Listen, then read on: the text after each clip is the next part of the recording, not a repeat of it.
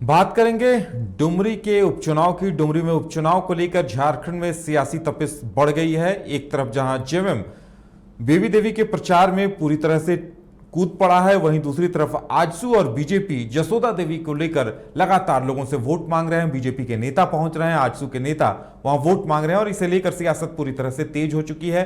आरोप प्रत्यारोप का दौर भी तेज हो चुका है। लेकिन इसी बीच वहां तीसरा त्रिकोणीय मुकाबला इसे ओवैसी के प्रत्याशी भी बना रहे हैं और इसे लेकर हर किसी की जुबान पर यही सवाल है कि ओवैसी के प्रत्याशी पिछले बार अच्छा खासा वोट लेकर आए थे, तो क्या वहां इस बार त्रिकोणीय संघर्ष देखने को मिलेगा या फिर ओवैसी की पकड़ अगर तेज होती है तो पकड़ ढीली किसकी होगी? सबसे बड़ा सवाल यह सामने आ गया है। और अब देखने वाली बात यह होगी कि आखिर समीकरण ओवैसी का डुमरी आना किसके समीकरणों पर क्या प्रभाव डालता है?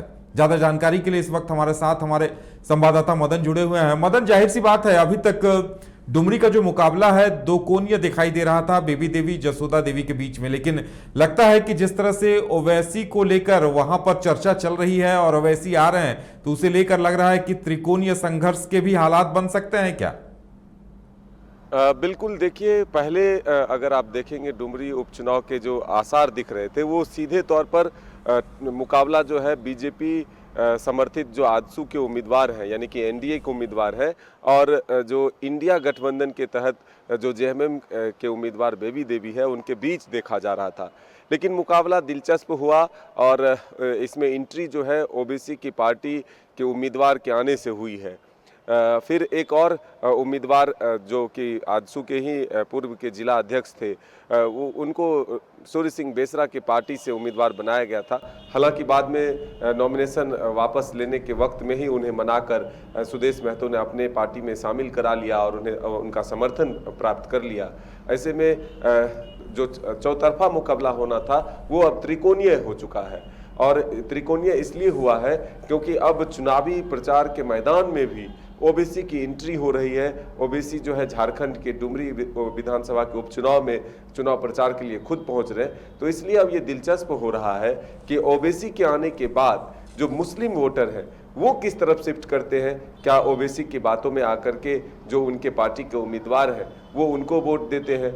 देखिए, खेल अब पूरी तरह से इसी पर निर्भर करता है कि जो भी दल के उम्मीदवार मुस्लिम वोटर को अपने पक्ष में करेंगे, चाहे वो एनडीए के उम्मीदवार हो या फिर इंडिया गठबंधन के उम्मीदवार हैं।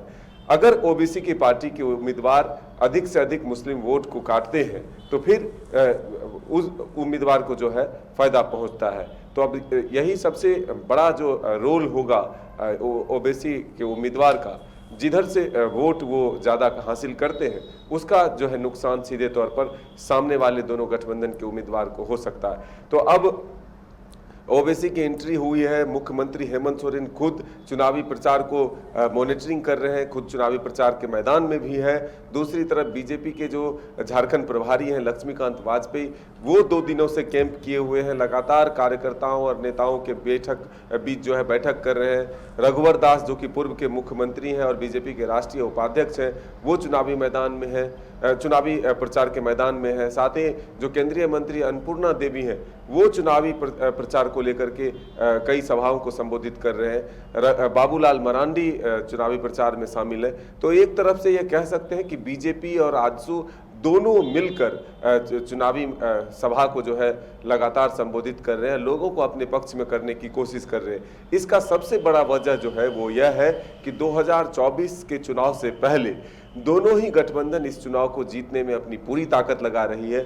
हालांकि आजसू के मनोबल जरूर थोड़े बढ़े हैं, जबकि वो रामगढ़ में अपने पाले में चुनाव परिणाम को किया, यानी कि वहां पर चुनाव में जीत हासिल की। लेकिन उसके बाद अब इसे फिर से वो दोहराना चाहती है और उसी फॉर्मूले के साथ गिरिडीह के डुमरी में वो चुनावी मैदान में है, लोगों के बीच जा रहे हैं, चुनाव प्रमुख बनाए हैं। और सुदेश महतो जो कि पार्टी के सुप्रीमो है और आजसू के सांसद चंद्र प्रकाश चौधरी, वो भी अपनी पूरी ताकत जो है दिन रात चुनावी प्रचार में झोंक कर जो है अपने उम्मीदवार को जिताने की कोशिश कर रहे हैं।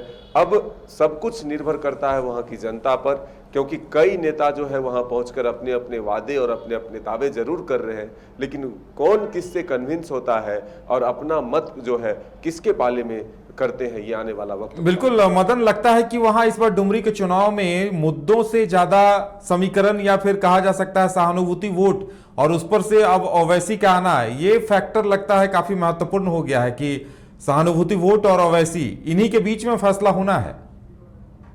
देखिए यही सीधे विषय है। आप इसको अगर अलग अलग तरह से इस पर चर्चा करेंगे तो फिर जाकर सारी बातें जो है क्लियर होगी। देखिए जिस तरह से जगन्नाथ महतो कई बार उस क्षेत्र के प्रतिनिधित्व कर चुके हैं, मंत्री भी रहे हैं और इस दौरान जो उनके कार्यकाल के जो काम रहे और साथ ही जो उनका व्यवहार रहा है वो जरूर लोगों को प्रभावित करता है। लेकिन अब उनकी पत्नी है तो ऐसे में अपील जरूर की जा रही है कि जो अधूरे सपने हैं स्वर्गीय जगन्नाथ महतो के, उसको पूरा करने के लिए हमें मौका दिया जाए।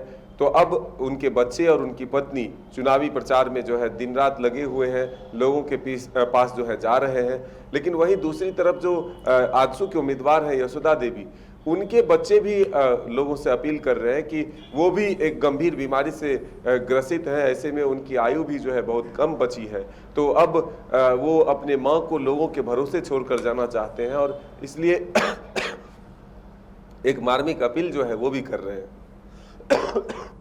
चलिए मदन, देखने वाली बात यह होगी कि आने वाले दिनों में चुनावी तपिश कितनी बढ़ती है और ओवैसी का आना क्या कुछ असर दिखाता है डुमरी के मैदान में और समीकरणों को कितना प्रभावित करता है, ये देखना दिलचस्प होगा। हमारे साथ जुड़ने के लिए और तमाम जानकारी देने के लिए बहुत बहुत धन्यवाद और फिलहाल हमारी इस खास पेशकश में इतना ही। हमें दीजिए इजाजत और आप देखते रहिए न्यूज बाइस्कोप। नमस्कार।